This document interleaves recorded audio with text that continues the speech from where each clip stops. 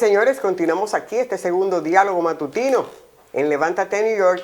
Para nosotros es un placer, una persona ya que ya hemos tenido aquí en más de una ocasión, y para nosotros es un privilegio recibirle hoy. Es maestro, político, recién ya con su PhD en Ciencias Políticas y estrenadito, así salido del horno, está con nosotros nuestro comunicador preferido, periodista. Además, recibimos con gran placer a Fernando Aquino. Buenos días, ¿cómo está Fernando? Doctor Fernando Aquino. Muchas gracias. Aún no me acostumbro, pero gracias. Ya habrá tiempo para eso, habrá tiempo. Pero es interesante y mucha felicitación. Muchas gracias. Nunca voy a dejar de ser colega. Somos colegas. Muchas gracias por tenerme aquí y hacerme levantar temprano hoy. Esa es la idea, que te levantes temprano con buenos bríos. En un día lluvioso.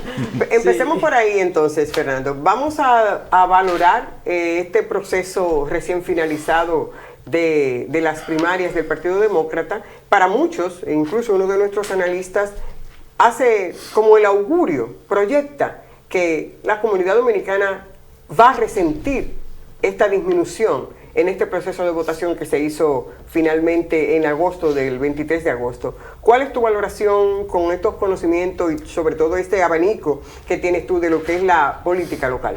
Sí. Bueno, yo no pienso que se debe singularizar a la comunidad dominicana. O sea, pienso que esto es un proceso, el proceso de abstención, si es a lo que te refieres, es un proceso que viene afectando a la ciudad de Nueva York desde hace muchos años. O sea, todas las elecciones de la alcaldía, la abstención ha sido muy significativa. Y definitivamente que fue uno de los problemas mayores que hubo en estas elecciones de agosto, porque recuérdate que también hubo unas elecciones en junio, que también hubo una abstención enorme. Sí, pero ahora se estaba definiendo una figura esencial, que era la del congresista Adriano Espaillat. No, porque Adriano en realidad no tenía una gran oposición. Adriano... habían un par de contendientes, pero que no tenían los recursos para competir con Adriano Espaillat. Se podía decir realmente, con respeto de las personas que contendieron, que Adriano Espaillat no tenía realmente una contienda. No había oposición, es en el sentido de cómo queda políticamente los distritos que participaban. En el sentido de que, como no tengo nada en los otros dos distritos, pues entonces eso debilita esta posición, ¿o no es así? No, lo que pasó, mira, la comunidad dominicana en sentido general ha tenido un progreso enorme en materia de conseguir puestos políticos en la ciudad de Nueva York, en comparación con todas las demás comunidades. En comparación con todas, incluyendo la comunidad puertorriqueña, si tú mides el número de personas dominicanas que pueden votar, sí, y que viven en la ciudad de Nueva York. En la ciudad de Nueva York, por ejemplo, actualmente hay 6 concejales dominicanos. O sea, eso nunca se había visto. De los 34 oficiales electos latinos en el estado de Nueva York, 14 son dominicanos. O sea, y si tú mides eso con el resto de las demás comunidades, porque la comunidad dominicana, todavía los puertorriqueños votan más, son más numerosos el número de votantes puertorriqueños en la ciudad de Nueva York que los dominicanos. Sin embargo, los dominicanos han tenido un progreso enorme en los últimos años. Lo que pasó en el caso de que se habla de Adriano Espaillat, es porque Adriano Espaillat ha sido muy activo en los últimos 2 años, sobre todo, en tratar de promover candidatos dominicanos en el Bronx y en Washington Heights. Y lo que pasó en esta contienda reveló que 2 de las candidatos que él estaba apoyando perdieron. O sea, y son 2 candidatos importantes porque era al Senado, que son distritos grandes dentro del distrito, que colindan con el distrito. Uno está dentro de su distrito, que es el distrito de Robert Jackson, y el otro colinda con su distrito y tiene algunas, se mezclan en algunos puntos, el distrito de Gustavo Rivera.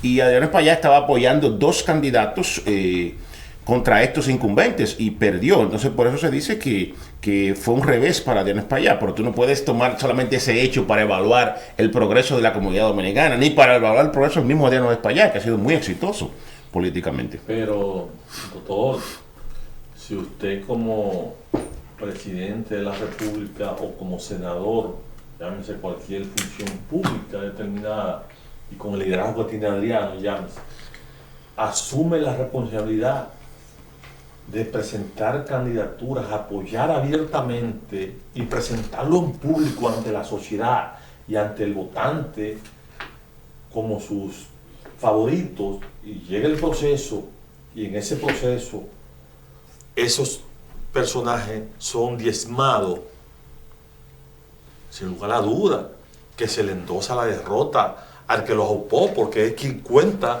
con la mayor proporción, independientemente de que él haya obtenido un 81%. No, o sea, hay una debilidad. Definitivamente que fue una derrota. Hay una debilidad, es una derrota. Así se ha evaluado como una derrota para él, por una derrota temporal y momentánea. O sea, no se puede. El alcalde Eric Adams ha apoyado muchísimo. El alcalde ha apoyado un montón de candidatos que han perdido ahora. O sea, eso ocurre en Nueva York, porque en Nueva York siempre hay elecciones. Lo que sí hay que decir de las implicaciones de esta contienda es la siguiente. La comunidad dominicana ha tenido muchos éxitos, pero ¿por qué ha tenido ese éxito la comunidad dominicana? Hay una serie de precondiciones que han garantizado que la comunidad dominicana pueda hacer eso. Una de ellas es la concentración en algunos puntos. Por ejemplo, en Washington Heights, que es el vecindario de mayor concentración dominicana.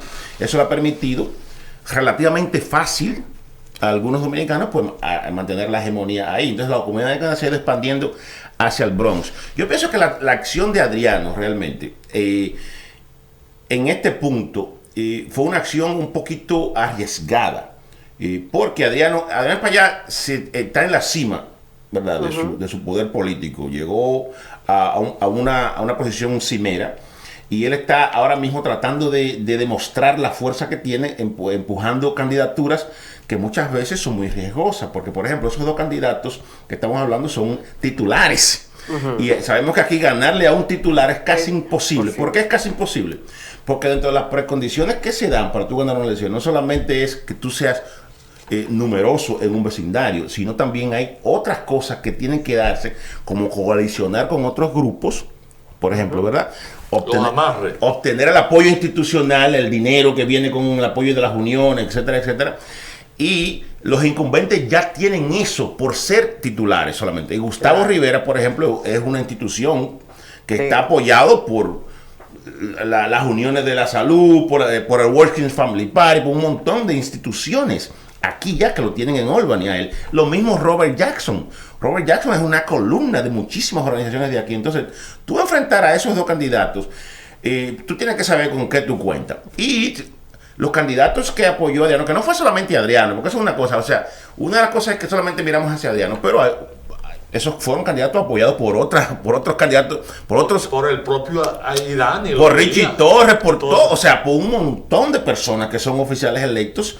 Y en el caso de Miguelina Camilo fue apoyada por la maquinaria del Bronx. O sea que Gustavo no solamente, vamos a decir que derrotó a Adriano, sino que derrotó a toda la maquinaria del Bronx, Gustavo Rivera. Wow. Realmente. O sea, pero es un incumbente, es un titular, es muy difícil. Tienen una tasa de reelección de más de 97% los titulares. Tienen que cometer un error demasiado grave. ¿Por qué? Porque tienen todo el dinero. Además, la abstención los ayuda a ellos. Ya. La gente no salió a votar. Aquí hay 800,000 latinos registrados para votar en la ciudad de Nueva York. Y en junio lo que votaron fueron 67,000. O sea, no está votando la gente. Y ahora votaron menos. O sea, la gente no está votando en la ciudad de Nueva York. ¿Y eso a quién favorece? A los titulares. Ya están conectados con las instituciones que sacan su gente a votar, con las uniones, las organizaciones de base comunitaria, etcétera.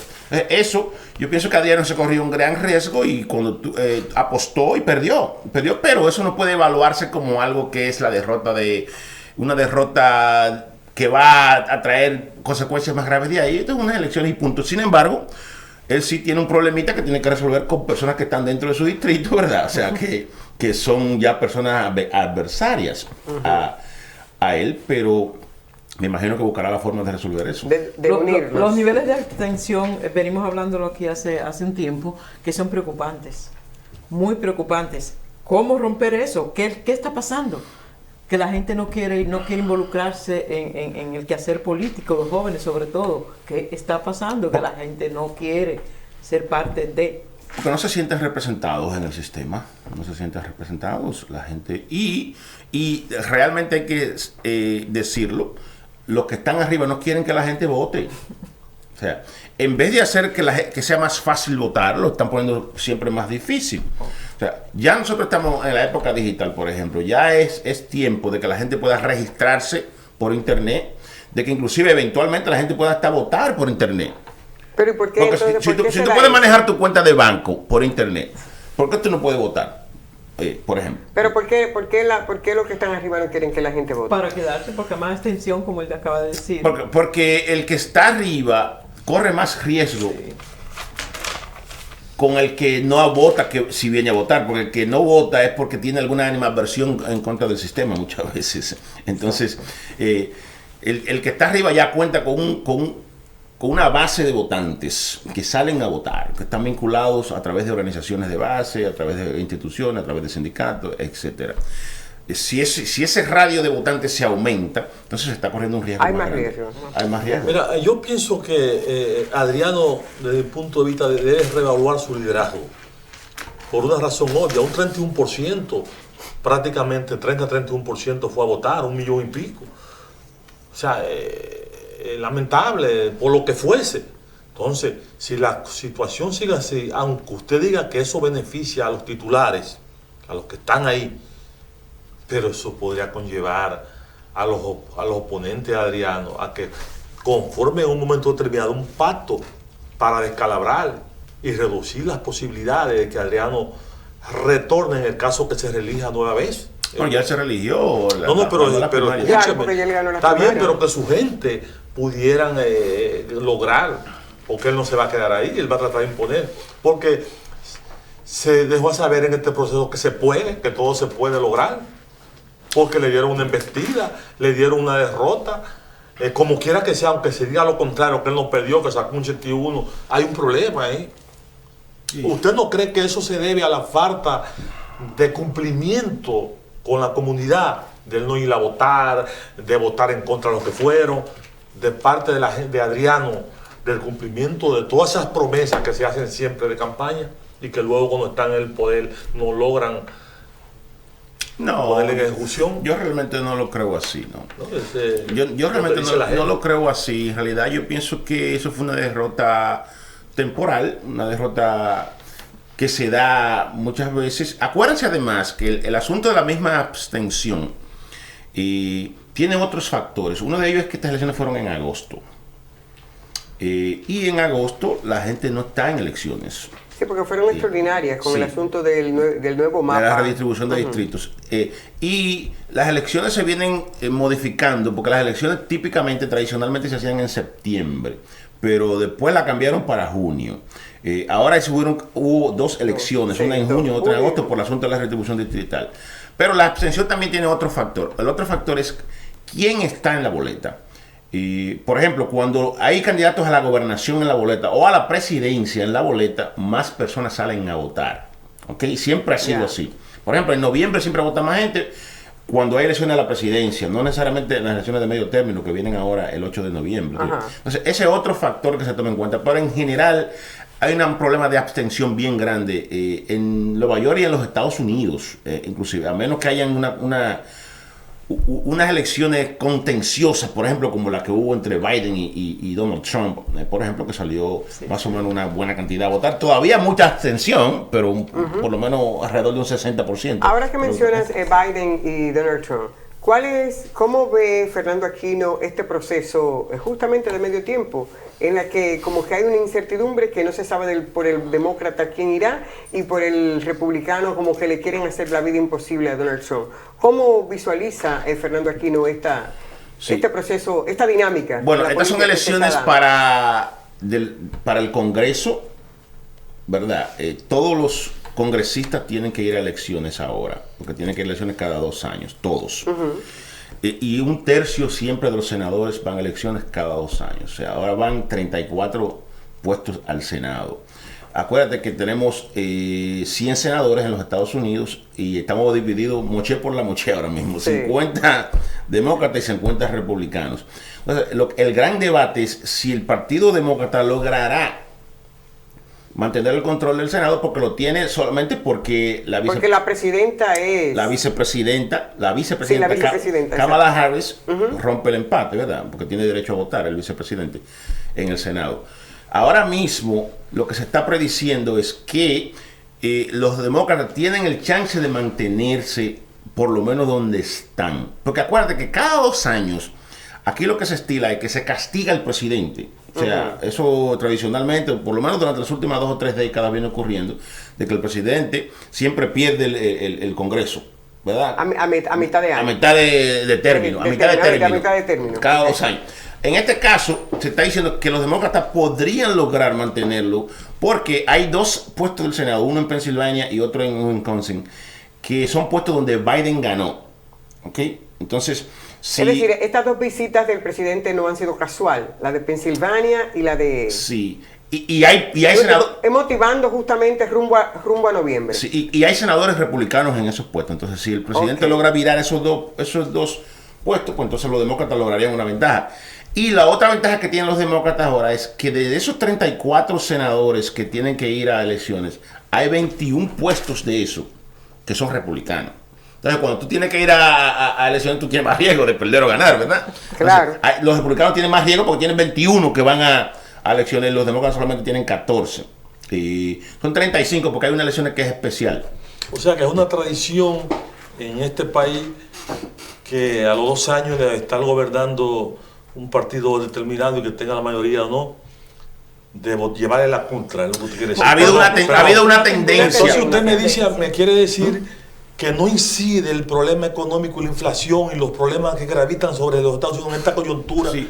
Incide la narrativa sobre todo. Sí, claro que sí, porque eso es lo que la oposición siempre alega. Pero en los últimos de 20 a 30 años le pasó a Bush, le pasó a Clinton, le pasó a Obama, todos pierden, le pasó a Trump, pierden, después de los primeros 2 años, pierden el Congreso. Entonces, en el caso del Senado es, ¿verdad?, los 34. En el caso del Congreso, los demócratas tienen ahora mismo 21 más. Tienen 21 más y se supone, de acuerdo a esa tendencia, que los demócratas pierdan, ¿verdad? Sin embargo, hay algunas cosas que han ocurrido que dicen que pueden estar virando la situación a que los demócratas también mantengan el control del Congreso por el fenómeno Trump.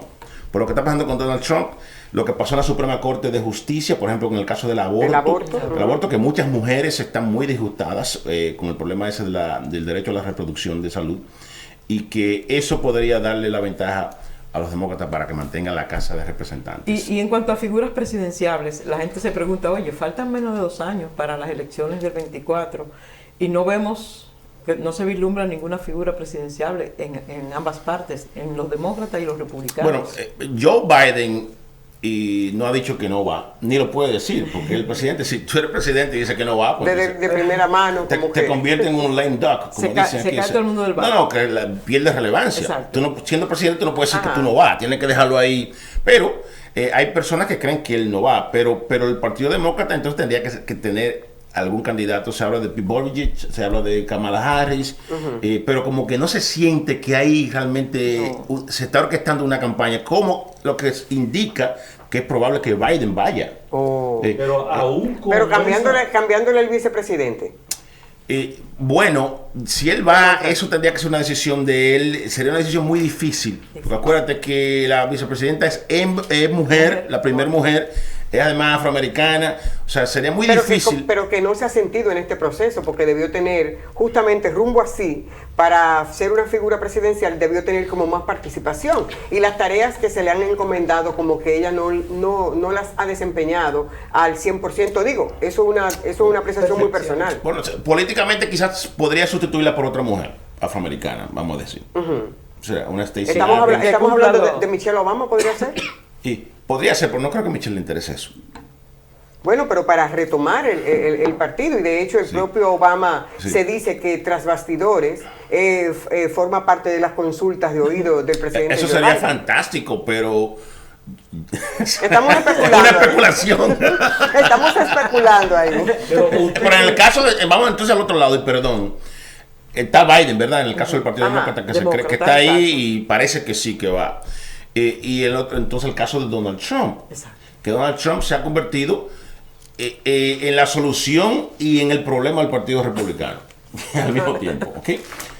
Porque él ahora mismo se vislumbra como un candidato. Sin embargo, también es un talón de Aquiles para el Partido Republicano, porque a los republicanos le gusta lo que Trump ha traído, ¿verdad? Pero también hay muchos republicanos que saben que él también es el gran problema del Partido Republicano, porque lo está radicalizando, o por lo menos está siendo impulsado por un grupo radical, un grupo que ha sido acusado de racismo, un grupo que ha sido acusado de actitudes extremistas, y ya este país no está en eso. Aunque haya, bueno, se le haya dado el chance a Donald Trump por 4 años, este país no está en eso. Pero eso no es lo que revelan los datos que registran las encuestas. En los últimos tiempos hemos estado siguiendo las encuestas de comportamiento y dicen que a lo interno del propio Partido Demócrata hay una oposición tenaz contra las aspiraciones de Joe Biden, un % muy elevado, lo que podría generar decisión en el caso que él se lanzara. Y a nivel ya nacional, las encuestas dicen que Donald Trump tiene grandes posibilidades de retornar al poder por la misma situación que vive el país, por el mal manejo de Joe Biden. Sí. En ambos partidos, y tanto Biden como Trump son rechazados por la mayoría de los miembros. ¿Okay? De los partidos. Los demócratas, a lo interno. Sí, los demócratas quisieran otro candidato que no fuera Biden. Eso revela la encuesta, como usted lo acaba de decir. Y también los republicanos revelan un 54% que no quisieran que fuera Trump el candidato. Sin embargo, eso no es lo que va a determinar quién va a ser el candidato en última instancia. Y esas situaciones cambian porque acuérdense que aquí los presidentes siempre la popularidad va bajando. Nunca habían bajado tanto como ha bajado la de Biden, pero ha vuelto a subir, está subiendo otra vez paulatinamente, por lo que ha pasado en los últimos meses con la legislación que tomó sobre la inflación, por ejemplo. El precio de la gasolina volvió a bajar, etcétera, etcétera. O sea, eso fluctúa. Como que va aliviando. Pero acuérdense, señores, que Biden estaba en el suelo 3 meses antes de las elecciones pasadas. ¿Quién eran los candidatos que se hablaban? Elizabeth Warren, Pete Buttigieg, Kamala Harris, el otro. Realmente hay otros factores que determinan quién va a ser el candidato. Y Biden salió de atrás. De atrás salió. ¿No se acuerdan de eso? Sí. Ya a Biden se le daba prácticamente como descartado. Pero lo teníamos tan enfermo y todo. Pero él tenía el también. Establishment del partido. O sea, que muchas veces esos partidos son igual que aquí. Sí. O sea, hay cosas que a veces se mueven, no necesariamente por la voluntad de la gente, sino por cómo el sistema funciona. Entonces, sería un riesgo muy grande para el Partido Demócrata ahora mismo. El Partido Demócrata tiene un problema de candidaturas realmente, porque no se ve una figura, no hay figura. Que pueda surgir de un momento a otro, como una Michelle Obama, que usted acaba de mencionar. Entonces sería muy riesgoso para el Partido Demócrata ahora mismo. Decir, ¿Cómo cambiar? Sí, como decía el doctor Balaguer, no se cambia de caballo cuando se está cruzando el río. Sí. Lo idóneo y lo correcto a pesar de que tienes razón, el Partido Demócrata, la encuesta que se han hecho en el público de Demócrata prefiere a otra persona como candidato, pero no dice a quién. Ya. O sea que es muy probable y lo mismo ocurre con el Partido Republicano. Trump es la figura. Pero ustedes es muy probable que veamos que podría surgir otro, porque usted acaba de decir que no se conocía a Joe Biden, que podía, sin embargo, el establishment lo sacó de abajo. No se conocía. Pero no, era senador, pero no. Vicepresidente. Y senador, y senador también. Y candidato, pero estaba abajo en las encuestas, por debajo de todos los otros candidatos. Y sin embargo, impusieron. Vino de atrás. Lo impusieron. Sí, y puede surgir otro candidato. Eso es así. O sea, porque han surgido en otros momentos del país. Pero es muy probable entonces que en el 24 veamos otra vez la pugna entre Trump y Biden. ¿Nueva vez? Bueno, Trump está bajo un proceso de investigación ahora mismo que lo puede llevar a la cárcel realmente. Y una de las cosas que está pasando en este país es que este país está inestable políticamente, porque este país, quizás no por primera vez, pero por lo menos en lo que nosotros conocemos en la vida moderna, nunca había estado en una crisis tan grande en donde se está cuestionando la legitimidad del sistema. Porque, por ejemplo, tú ves personas diciendo que le quitan los fondos al FBI, por ejemplo, y que hay que desmantelar al FBI. Y ahora mismo hay personas que están amenazando con violencia. Hay un grupo que se llama QAnon, que Trump lo asumió como ya abiertamente, que es un grupo terrorista, es un grupo realmente muy oscuro.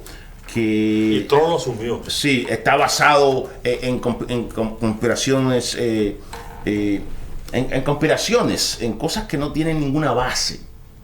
Y son grupos que están armados. Este país es el país más armado del mundo. O sea, por cada 100 personas... Aquí armado y agresivo, porque hay otros países que son armados, pero que son un poquito más pasivos. Por cada 100 personas aquí hay 121 armas de fuego. Wow. Ningún país tiene eso. De a dos tocan. Sí. Excepto Yemen, que está en South Asia. Que tiene como... Aquí no, entonces me preocupa. Supongamos que el Partido Republicano no tiene opción y su única opción es Donald Trump, pero no queremos llevarlo. Pero tenemos un grupo, como tú señalas, que es aguerrido, que no tiene mucha conciencia. ¿Podríamos estar entonces al borde de no ser elegido Trump como candidato presidencial del partido a una guerra civil? Yo no diría que una guerra civil. Bueno, a pesar de que mucha gente piensa así... Pero que si están armados hasta los dientes y tienen de a 2 armas por persona. Se hizo una encuesta hace poco y la mitad de los republicanos piensan que aquí vamos a estar en una guerra civil de aquí a 10 años. Yo no creo que vaya a ser una guerra civil porque yo creo que la mayoría de la población no está en eso. ¿Okay? La gente no está en guerra civil. Lo que sí yo creo que aquí pueden darse situaciones... feas, o sea, mucho más atemorizante, porque hay personas, acuérdense que el año pasado o hace muy poco fueron a un Capitolio en un estado, ¿cuál fue el estado? No me acuerdo, creo que fue Wisconsin también, que fueron gente armada a la escalinata del Capitolio con ametralladoras y todo eso. Entonces, bueno, lo que pasó en el Capitolio en Washington, el Capitolio Federal, en el 6 de noviembre, porque se quería impedir el traspaso de mando pacífico. O sea, con alegaciones infundadas. O sea, y la gente lo cree porque ahora mismo los medios sociales están diseminando noticias como pólvora, noticias falsas, porque todo el mundo sabe que las elecciones fueron limpias, que Trump perdió las elecciones, pero todo el mundo lo sabe, que hubo 60 sometimientos judiciales en los cuales fueron desestimados por los jueces en todo el país. Y aún así hay gente que todavía cree que Trump, y él estaba pidiendo el otro día que el 2020 se lo reconocieran. O sea, señores, es una locura. Y las personas como, entonces, estos grupos que sí tienen una agenda, porque son grupos racistas, son grupos que, para los que no lo sepan, estos grupos lo que están es rechazando los Estados Unidos de hoy. ¿Qué son los Estados Unidos de hoy? Un país diverso, que se diversificó aún más después de 1965. ¿Quién vino después de 1965? Nosotros. ¿Ok? Los latinos. Los inmigrantes. Los inmigrantes latinos, africanos y Asia, etc. O sea, esos grupos detestan la idea de que los Estados Unidos le haya dado la ciudadanía a esta gente, porque ellos creen que ellos son los dueños de este país. Y esos son los grupos que están detrás de nosotros. Pero a usted se le olvida algo. Ajá. Los pueblos a veces son raros. Establecen parangones o un símil en este caso entre lo que están y lo que tuvieron. Si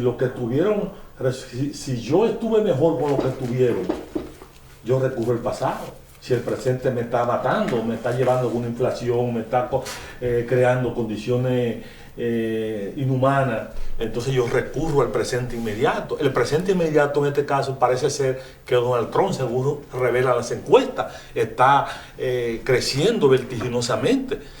Y el discurso que usted señala, por ejemplo, de que que ha apoyado, ha asumido a los grupos terroristas, no necesariamente eso pudiera escalar en un momento determinado, a menos que no sea una consigna establecida por el Partido Demócrata para reducir las posibilidades de Donald Trump de cara a la presidencia, en el caso que no se le agarre y se le meta preso.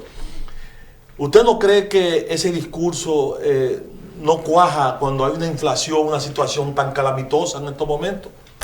Bueno, lo que pasa es que lo que se ve en el caso de Donald Trump y las personas que lo están apoyando es que no es necesariamente un asunto sobre la calidad de vida, sino es más bien un asunto cultural.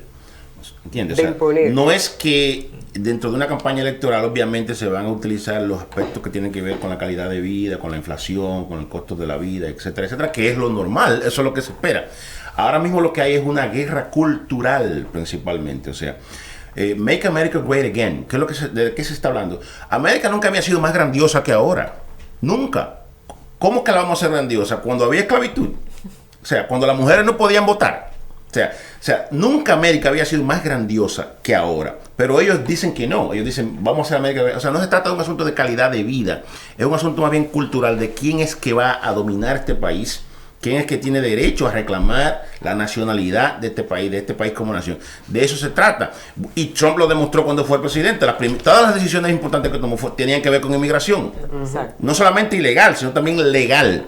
O sea, es un asunto de guerra cultural lo que hay detrás de esa agenda, porque muchas personas se sienten amenazados con la nueva América, con el avance de los afroamericanos, del primer presidente afroamericano. ¿Cómo empezó Donald Trump toda su carrera política? Donald Trump es un hazme reír, que siempre era candidato a la presidencia, nadie lo creía. Pero ¿cómo empezó a la gente, esos grupos, a asumirlo en serio? Cuando él decía que Obama no era americano. ¿Ustedes no se acuerdan de eso? Sí, sí. Que hasta mostró una... Y hizo una campaña nacional con una cosa tan baja como esa, por ejemplo, diciendo que Obama no era americano y que su papá era un africano y que esto que lo otro. Así comienza toda la carrera de Donald Trump. Entonces ahí es que se montan en ese tren todas esas personas racistas y en realidad sí, definitivamente que... Porque acuérdense que el Partido Republicano también tiene otro grupo, tiene otra élite dentro de su partido que no está nada más Donald Trump, que tienen un gran problema ahora mismo, porque ellos quisieran que todos esos que siguen entonces sigan el Partido Republicano, pero sin Trump. Ese es el gran problema que tienen los republicanos, pero ellos no van a poder atraer a esa gente porque esa gente tiene su propia agenda. Hablando de migración, ahora mismo hay una guerra entre el gobernador de Texas y el alcalde de Nueva York, que están utilizando a los migrantes que vienen por la frontera sur, mandándolos a Nueva York y a otros estados, y esa guerrita que tienen ahí, yo digo, utilizándolos como carne de cañón como políticos, o sea, los políticos utilizando a los migrantes en sus temas políticos, en sus diferencias políticas. Y yo me pregunto si esos podríamos catalogarlos como que es... ¿cómo digo la palabra? Los migrantes, a esa gente como tráfico humano. ¿Se podría calificar como tráfico humano eso que está haciendo el gobernador de Texas? No necesariamente, porque es un asunto del gobierno estatal, o sea, que lo están haciendo siguiendo algunos parámetros legales dentro de su estado. Lo que sí es, a mí me parece que es una actitud muy populista de ambos, tanto en Nueva York como... Porque el problema de la inmigración es un problema federal. Y creo que el gobierno federal ha sido un poco flojo en manejar esa situación, porque debió intervenir en eso, porque muchos de esos inmigrantes que lo están mandando hacia Nueva York no quieren venir a Nueva York. No quieren venir a Nueva York. Pero tampoco es la primera vez que Nueva York recibe inmigrantes. Acuérdense de los niños no acompañados que llegaron de Centroamérica en la época de Obama. Y un montón de esos niños terminaron en Nueva York. Sí. Pero se hizo de una manera organizada, de una manera pacífica, familiares, porque mucha de esa gente tiene familiares también en diferentes estados. Sí. Y eso es lo que tiene que el gobierno federal tratar de trabajar con todos los estados, tratar de colocar a esos muchachos o a esas personas en donde ellos quieran ir, ¿no? De una manera humanitaria, porque me parece que hay mucho populismo en eso. Bueno, quedan muchos temas pendientes, Aquino, sobre todo cuál es el futuro de Fernando Aquino en esto que resta para las próximas elecciones y te veremos participar, pero eso va a quedar abierto entonces, porque por hoy esta clasecita de política local es bien instructiva, nos ha arrojado luz sobre todo esto que tiene que pasar en el Senado, en el que 34 senadores van a acudir para las elecciones y 24 de estos senadores son demócratas, 14 apenas son republicanos. ¿Y cuál va a ser el futuro, justamente partiendo de este proceso que se va a dar, el futuro del Partido Demócrata? Eso llevaría mucho, porque entonces eso va a limitar mucho las decisiones que ha de tomar el presidente en los últimos tiempos. Definitivamente gobernaría con todo el poder, Sí. o sea, si logra mantener el Senado y el Congreso. Ya. Sería histórico, por lo menos dentro de los últimos 25 años, sería histórico si lo logra. Así es. Bueno, nosotros queremos agradecer la participación del doctor Fernando Aquino con nosotros aquí en este día de Levántate New York y dejar la invitación abierta para que nos sigan influyendo sobre estos temas de política local. Gracias, Fernando, por estar aquí con nosotros. Muchas gracias. Señores, vamos a la pausa. Inmediatamente retornamos con todo lo que resta de este espacio de Levántate New York. No se mueva, todavía resta mucho.